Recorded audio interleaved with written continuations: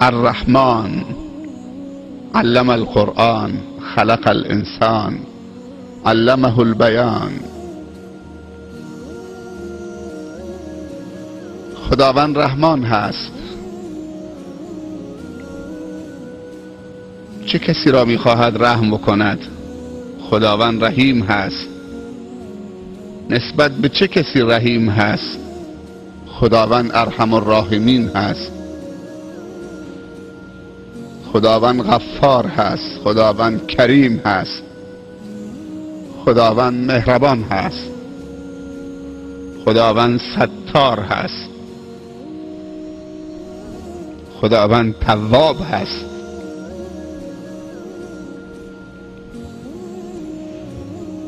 برای چه کسی؟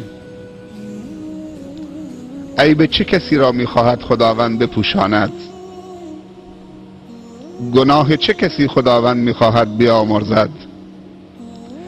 توبه چه کسی خداوند میخواهد بپذیرد؟ خطاهای چه کسانی میخواهد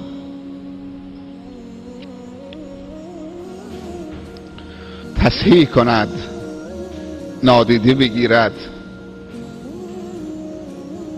بخشندگی الله متوجه چه کسانی هست؟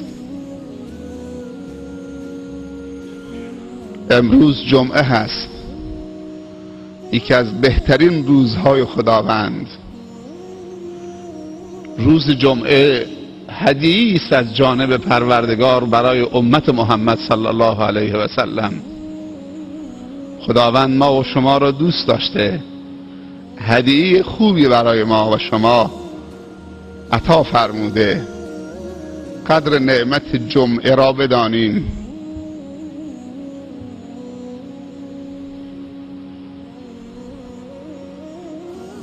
روز جمعه تنها برای نماز جمعه خوندن نیست،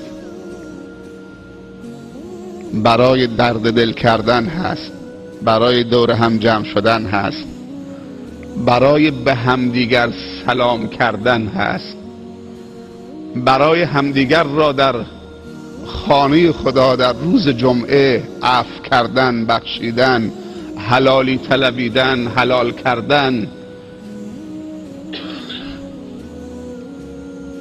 برای صله رحم کردن، برای توبه و استغفار کردن، برای صلوات و درود فرستادن صلی الله علیه و سلم. روز جمعه یعنی این. روز جمعه یعنی روز پیوند، روز به هم پرداختن، به هم نزدیک شدن، نه روز از هم فاصله گرفتن، از هم دور شدن، نه روز گناه و معصیت خدا. روز جمعه روز عید هفته هست. در روز عید باید خوشحالی واقعی تحقق پیدا بکند. همه از روز عید بهره مند بشن. فقیر احساس کمبود نکنه، ضعیف احساس ضعف نکنه، یتیم احساس بیپدری نکنه، برادر مسلمان احساس تنهایی و دوری نکنه. در جامعه اسلامی در روز جمعه و روز عید احساس بیمهری نشود. چه روز ارزشمندی خداوند برای ما قرار داده.